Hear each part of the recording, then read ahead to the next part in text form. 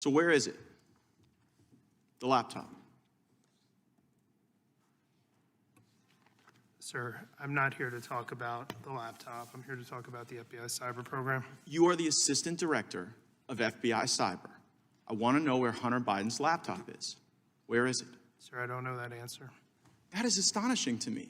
Has FBI Cyber assessed whether or not Hunter Biden's laptop could be a point of vulnerability, allowing America's enemies to hurt our country? Sir, the FBI cyber program is based off of what's codified in Title 18, Title 18, Section 1030, a code which talks about computer intrusions, right, using nefarious intent network. Well, you've talked about passwords here. I mean, Hunter Biden's password on his laptop was Hunter02.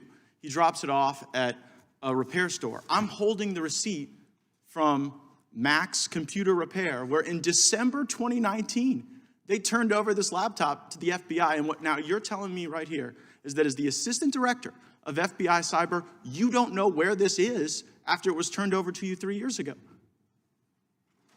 Yes, sir, that's an accurate statement.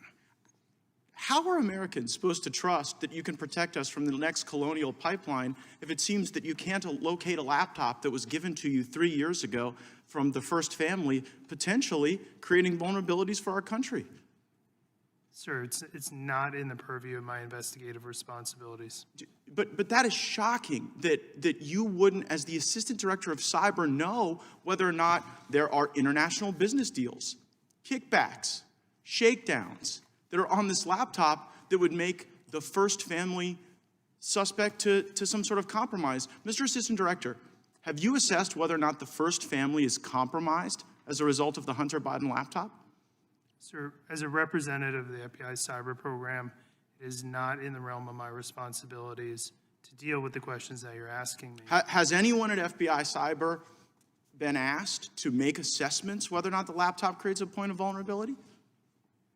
Sir, we have multiple lines of investigative responsibility in the FBI. They're all available in public source. Well, I would think you'd know this one. I mean, I would think that if the president's son, who does international business deals, referencing the now president with the Chinese, with Ukrainians, I mean, have you assessed whether or not the Hunter Biden laptop gives Russia the ability to harm our country? Sir, again, we can do this back and forth for the next couple of minutes. I don't have any information about the Hunter Biden laptop or the investigation. But should you? I mean, you're the assistant director of FBI Cyber. By the block and line chart, no, sir, I should not. Who should we put in that chair to ask questions about this laptop that FBI has had for 3 years? Sir, I'm not in a position to make a recommendation who should say. So you don't have it, you don't know who has it, you don't know where it is, you're the assistant director. You know, earlier you talked about whether or not you were the Grant Hill or the Christian Laettner. It sounds like you're the Chris Webber trying to call a timeout when you don't have one. So I mean, who is it? Do you even know who has it? Do you know who we should put in that chair to ask these questions to? No, sir, I don't know who has it. Well, could you find out and tell us? You're going to have to give us briefings, thanks to Mr. Liu and Mr. Massey's question about whether or not the FBI was taking a $5 million test drive on the Pegasus system that was being used to target people in politics, people in government, people in the media, people in American life. So will you commit to give us a briefing as the assistant director of FBI Cyber as to where the laptop is, whether or not it's a point of vulnerability, whether or not the American people should wonder whether or not the first family is compromised? Sir, I'd be happy to take your request back to our office. Gosh, I mean, will you advocate for that briefing? You will? I will be happy to take your request back to FBI headquarters.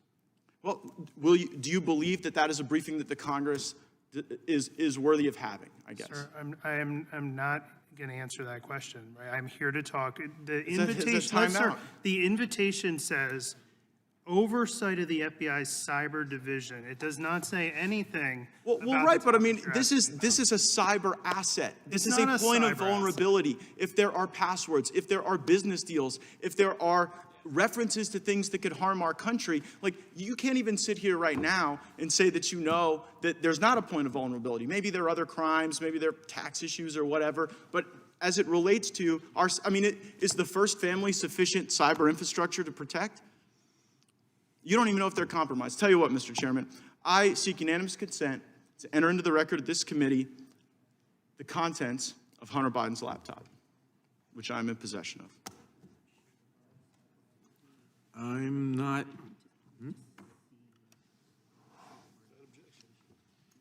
There's no objection to that.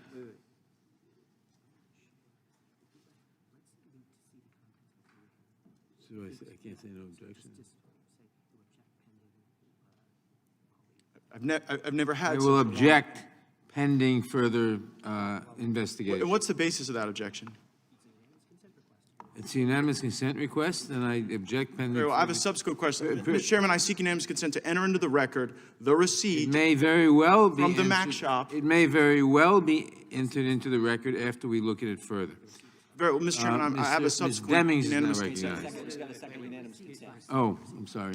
Mr. Chairman, I seek unanimous consent to enter into the record the receipt from the Department of Mr. Justice Chairman, this is to Ms. the Demings. Mac Am shop. I next, or Without, am I next? without objection, and now Ms. Demings.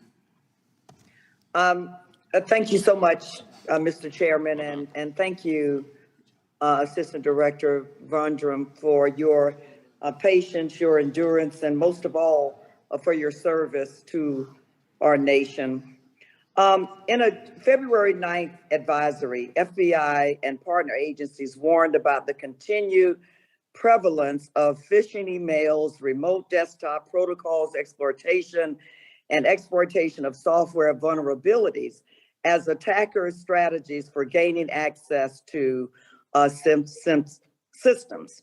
Assistant Director, could you tell me why these strategies have been so effective or are so effective?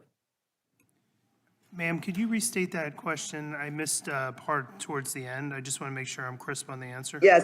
Yes, regarding the phishing emails, remote desktop protocols, exploitation of software vulnerabilities as attacker strategies for gaining access to systems.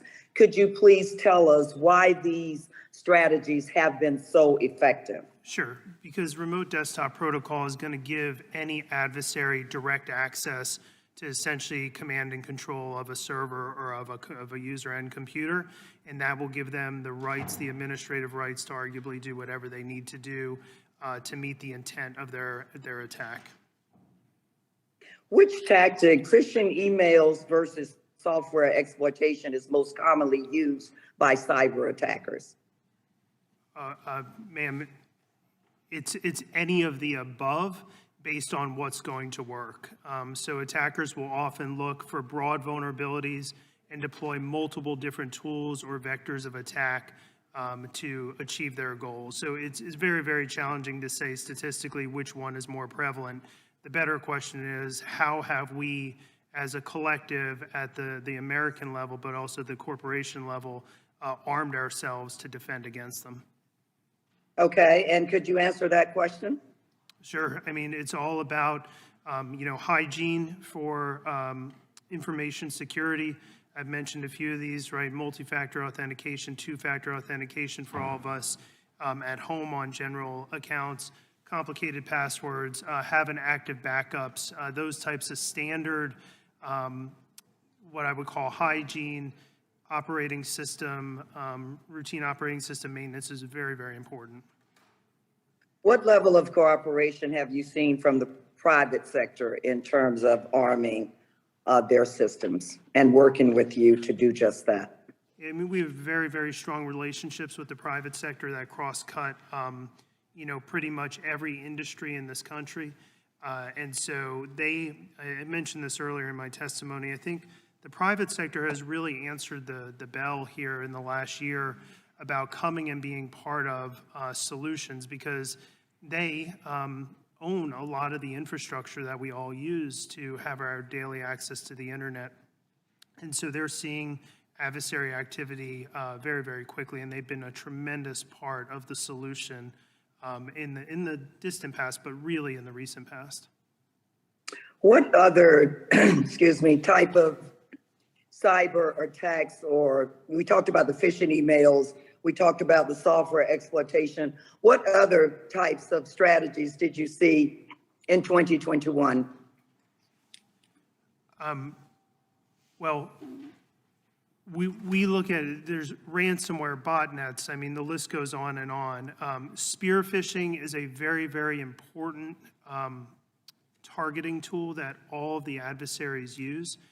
It's not as simple to say that 80% of all cyber intrusions occur because of spear phishing. I know that statistic is out there, but there's a lot of interdependencies once an adversary has access to a system.